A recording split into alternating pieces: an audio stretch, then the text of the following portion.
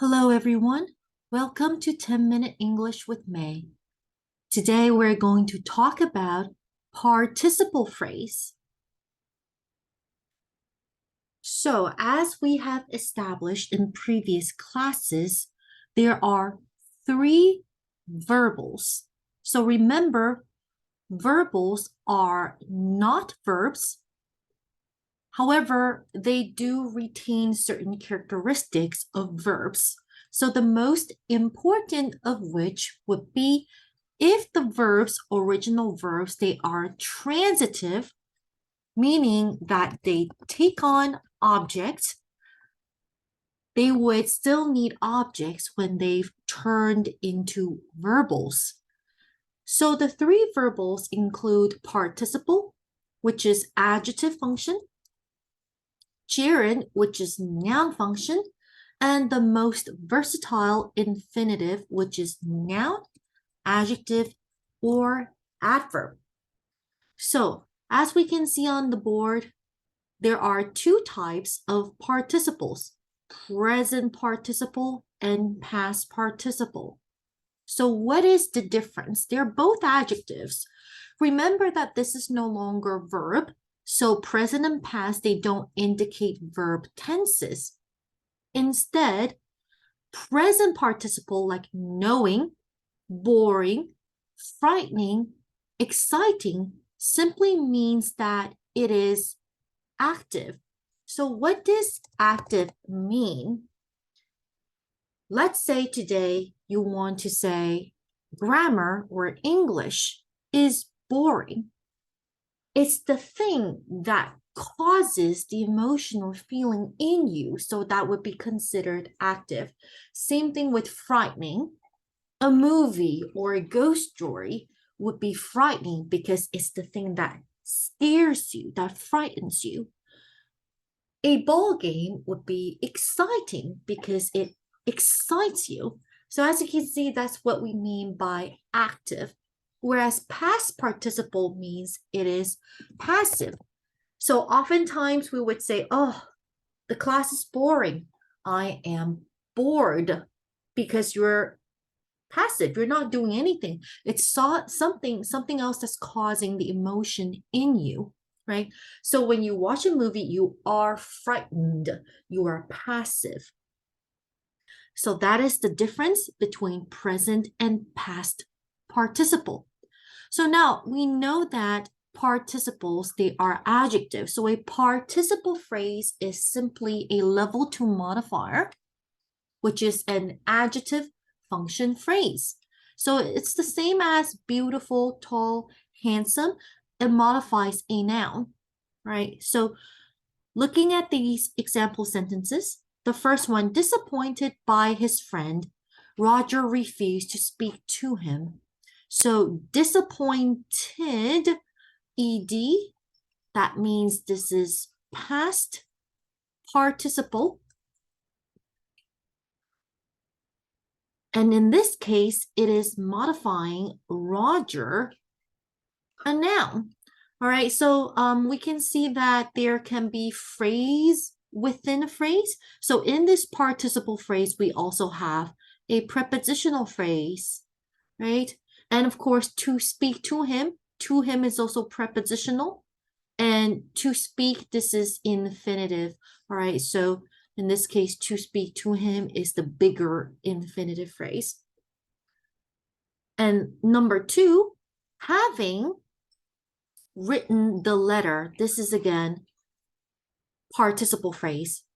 However, in this case, verb ing means that it is present participle. So you might wonder, why not just writing the letter? Why do we say having written the letter? So this is actually the same as after writing. So it tells us that which event happens first. So in this case, first Julie writes the letter and then she sets out for the post office. All right, so this is what we call a perfect participle, right? Because it's similar to a perfect present perfect tense verb. So just keep in mind that it is the same as after writing. And this as well is modifying the noun Julie. So do you start to see a pattern here? When you have a participle phrase, in fact, when you have any modifier phrase at the beginning of the sentence, it always needs to modify the subject after the comma. So you can see the comma here, right? So we'll talk more about that in the following weeks when we're talking about something called dangling modifiers. So for number 3, let's identify our participle phrase standing in the doorway. So this is modifying the boy, right? And based on verb ing, we can tell that this is a present participle because the boy is the person who's doing the standing, right? And again, there is a prepositional phrase inside, okay? And after you cross out this participle phrase, you can see that, oh, I still have a complete sentence, right? The boy is the one who asked to borrow our rake. All right.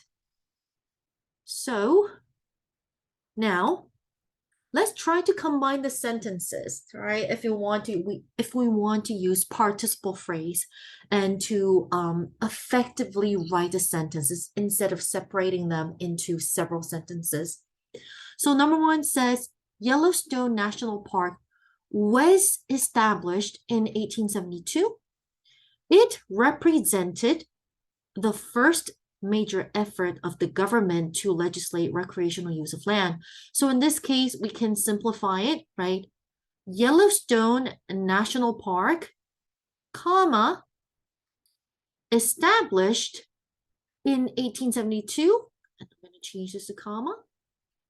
And then cross out it, represented the first major effort. So now we can see that established verb ed, this is a past participle phrase, modifying Yellowstone National Park, the subject, right? And represented is the verb. So you might be wondering, why did I add 2 commas here? Because this is what we call non-essential information, non-essential participle phrase, because Yellowstone National Park is a proper noun. It's very clear what you're referring to. So even without the participle phrase established in 1872, you know very well what we're talking about. And looking at number 2, Dave hit a home run with the bases loaded. He won the game for the university. So I'm going to change the first one to a participle phrase as well, right? So Dave, again, unless you have several people named Dave, this is very specific. This is a proper noun, all right? So I'm now going to change the verb to a participle. And since Dave is the one who is doing the action, we have to use the active choice, which is present participle, right? Hitting instead of hit. So Dave, comma, hitting a home run with the bases loaded, comma, again, non-essential, right? Won the game for the university. All right, so let's move on to the last page with more example sentences.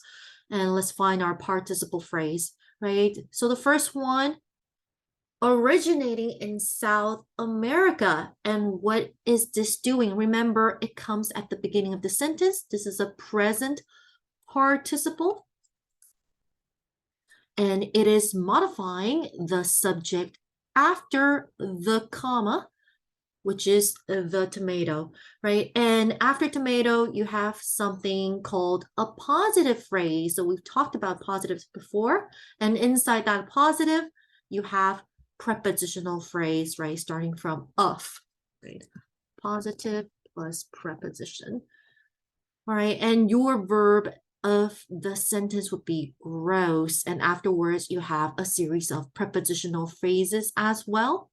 Okay, and number 2, our participle phrase lies between the 2 commas, right? So as you can see, sometimes punctuation can come in handy, right? We can cross out the modifier because it's non-essential as well. right? And this is modifying the Tower of London, right? The building itself is lying there. So again, this is present participle, right? And number 3, headquartered in New York City, the National Academy of Television Arts and Sciences is a well-known national organization, blah, blah, blah. And we can see headquartered, verb ed. So I'm going to use pink for this one.